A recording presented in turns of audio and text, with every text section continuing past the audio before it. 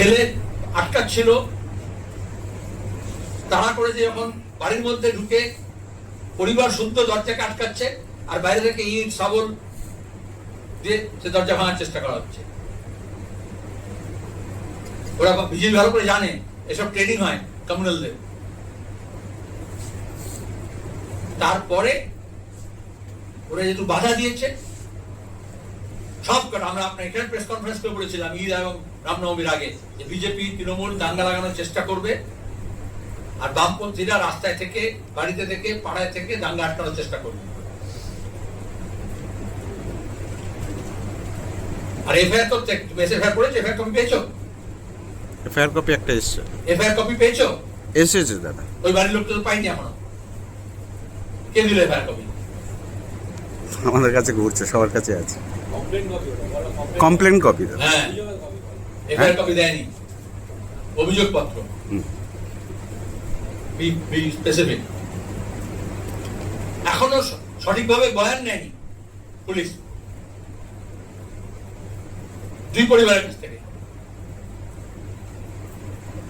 শুধু নিজের পিঠ বাঁচাতে ব্যস্ত পুলিশ। সেখানে দাঁড়িয়ে শাবল দিয়ে, ধারালো অস্ত্র দিয়ে মারা হয়েছে, কুপানো হয়েছে। তাদেরই আত্মীয়ের বাড়ির পাশে পোড়ানো হয়েছে।